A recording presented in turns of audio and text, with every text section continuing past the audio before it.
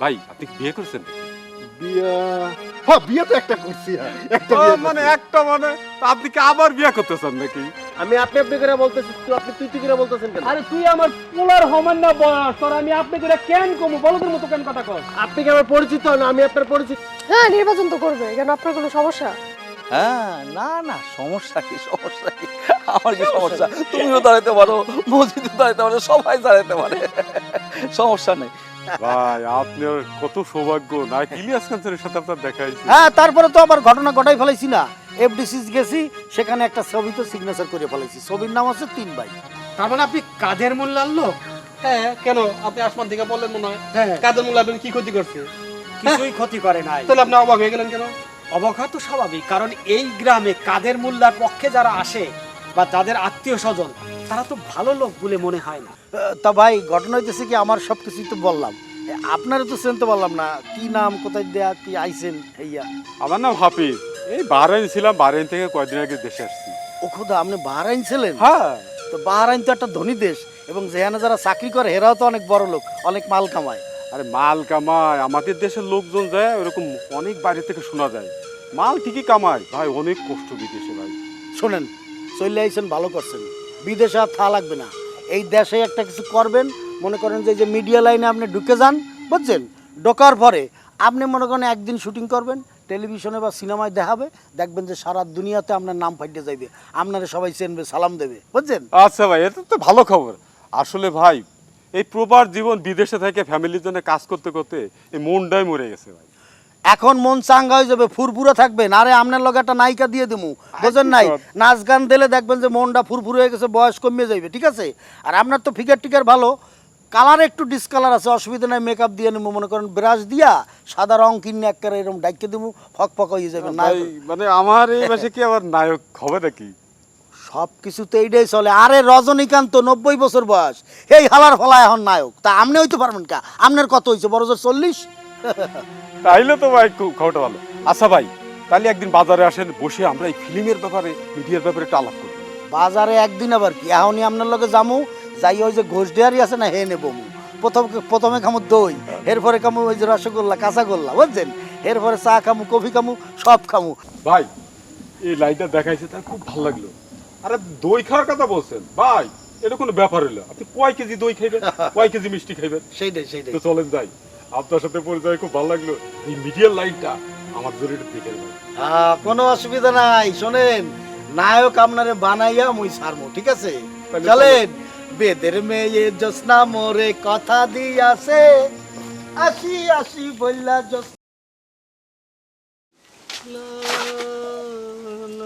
ভাই আপনি কে এখানে আসলেন কিভাবে? আমি এই যে বৃষ্টির জন্য এখানে দাঁড়াইছি, আপনি? আমিও তো বৃষ্টি তাই ভাবলাম এখানে একটু দাঁড়াই, কিন্তু আপনারে তো এই এলাকায় কোনোদিনও দেখি না। চেনা চেনা লাগে তবু আছে না, দয়া করে আপনার পরিচয় বলেন না। আপনার আর যাই বলুন আপনার গানের গলা কিন্তু খুব সুন্দর।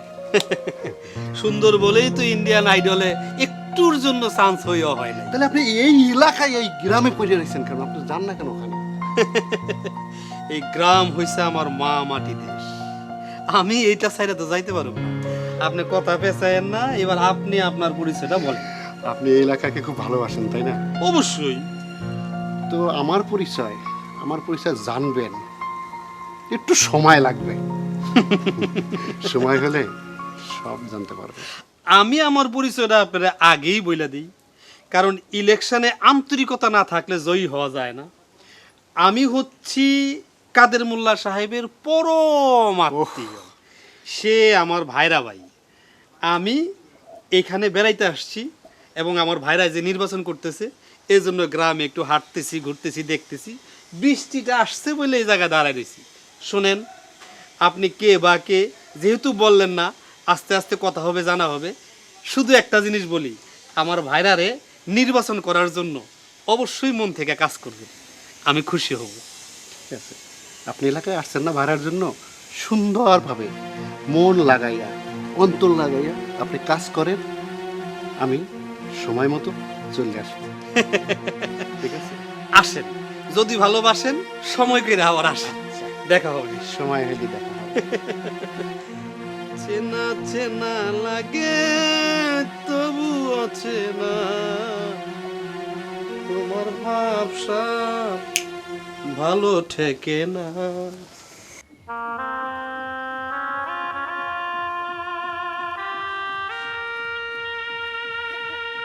আপু, আপুমনি, এই আপু, আপু, আঙ্কেল, আপনি কেমন আছেন? আমি না বললাম যে ভালো আছি। কইছেন আপনি ভালো আছেন, তা আপনি জানি কই যাইতেছেন? তো যাবো সামনে, কই যেতেছে আপনার বলতে হবে? না ধরেন যে আমরা একই এলাকার লোক, সবাই সবার খোঁজ খবর নিলাম আর কি। এই পথে ঘাটে চলতে যদি কোনো রকম সমস্যা হয় এর লাগে আর কি। কোনো সমস্যা হলে আমার আপনারে দরকার নেই। আম্মা জান, এটা আপনি কি করতেছেন? দরকারের কথা আসবে কেন? এটা ধরেন যে আমাদের একটা দায়িত্ব, আমরা গ্রামের মুরব্বী সুরব্বী লোক, কোথায় কি হয় না হয় সব কিছু খবর রাখা আমাদের দায়িত্ব। এত ঢং না কইরা আপনি কি বলতে আসছেন সেটা বলেন তো। না তেমন কিছু না, ওই আপনার আপামনির নাম্বারটা একটু দিবেন। কি আবার আপামনির নাম্বার দিয়ে আপনি কি করেন?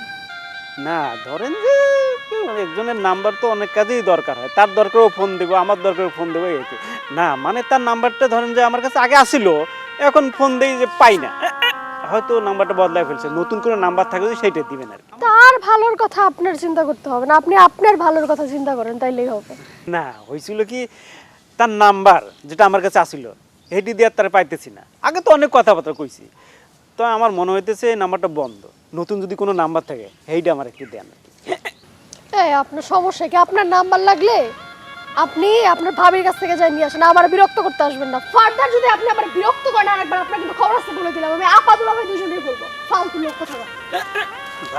বা মায়ের তেজ কত, এখন আমি কি করবো? আচ্ছা পরে আবার খবর নেব।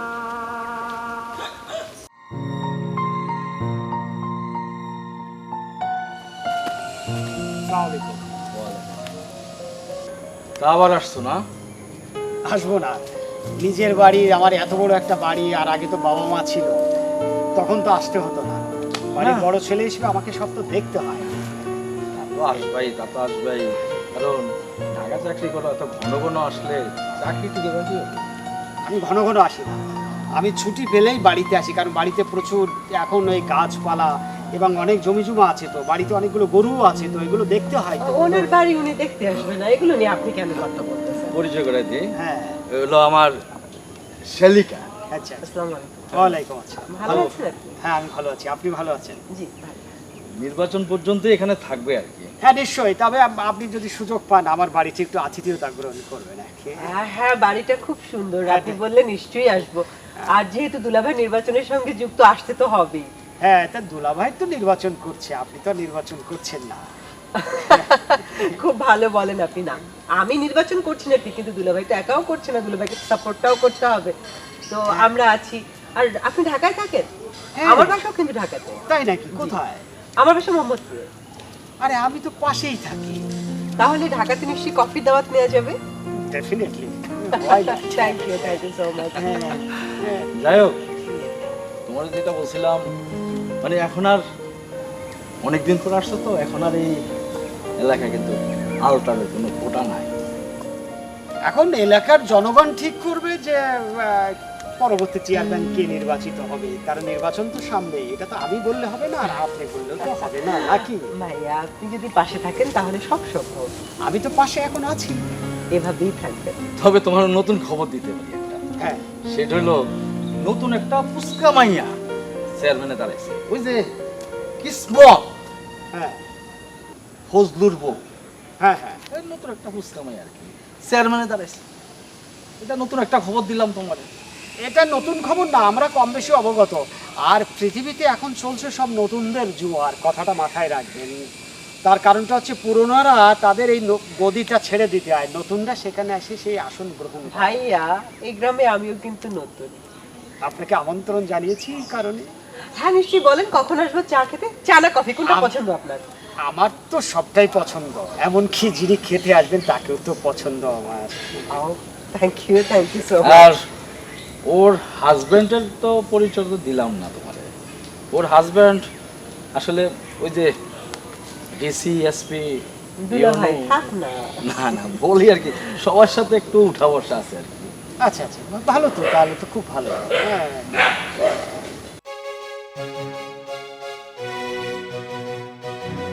ঠিক আছে, ভালো থাকবেন। ঠিক আছে। দেখা হচ্ছে কিন্তু। হ্যাঁ, নিশ্চয়ই দেখা হবে। তবে একটু সাবধানে নির্বাচন করবেন, কারণ সময়টা তো ভালো না, একটু মাথায় রাখবেন, ঠিক আছে? না আমি নির্বাচনে যখন নামছি সব গোস কাছা দিয়ে নামছি। দুলা ভাই বুঝ গাছের কি আছে, ভাইয়া তো বললেনই আমাদের পাশেই আছেন, আর আপনি তাকে কোনো ভয় নেই। ঠিক আছে, আমি পাশেই আছি। এখন সেটা কার পাশেই দেখা যাবে। থ্যাংক ইউ, তাহলে আবার দেখা হবে। আসসালামু আলাইকুম। ওয়ালাইকুম আসসালাম।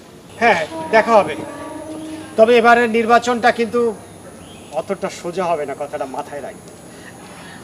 আপনি পাশে থাকলে সহজ হবে। আমি তো পাশেই আছি, কিন্তু জনগণ পাশে আছে কিনা সেটাই তো দেখার বিষয়। আচ্ছা ঠিক আছে, চলো। থ্যাংক ইউ, পাশে থাকবেন। খোদা হাফেজ। আসসালাম। পাশে আছে, কিন্তু কারা পাশে থাকবে সেটাই দেখার বিষয়। আর সে জনগণই যদি পাশে না থাকে তাহলে কিভাবে নির্বাচন করবে না? দেখা যাক জনগণ কাকে বেছে নেয়। থাকুন পাশে।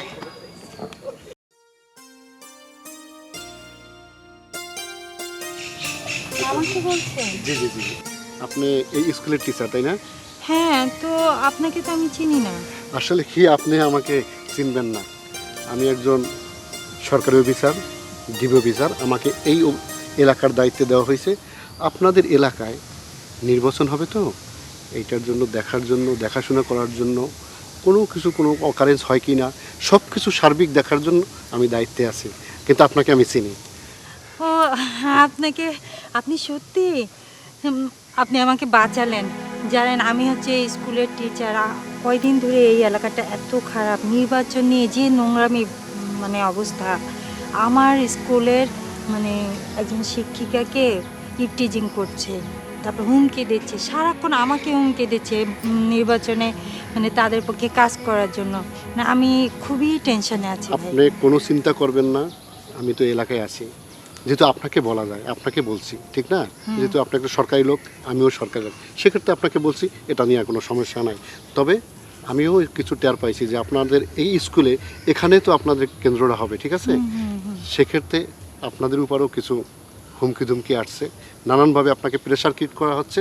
আসলে এগুলো আমার কানেও আসছে। তো এখন আপনি কোনো চিন্তা করবেন না, আমি তো আছি।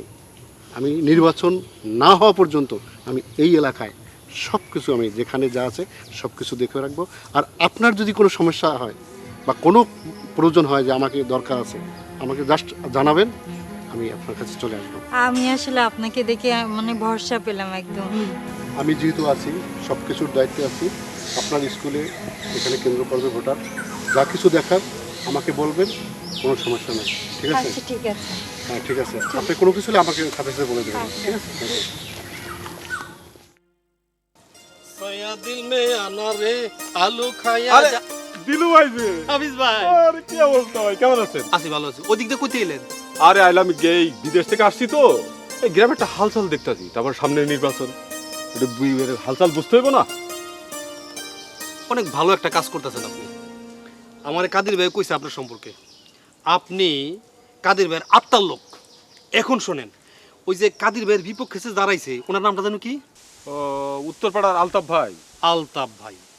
আচ্ছা, আলতাফ ভাই এত জনপ্রিয়তা হওয়ার কারণ কি? সে আমি দেখছি একেবারে নিচু থেকে শুরু করে উপর পর্যন্ত যত লোক আছে সবাই তার প্রতি দুর্বল। এমন কি সে কাজ করে বা জনগণরে সে এমন কি ভালোবাসা দিছে বা সে কি ধরনের কথা বলে জনগণকে মোটিভেট করছে, এটা আপনি বাইর করেন। 1 নাম্বার। 2 নাম্বার হইল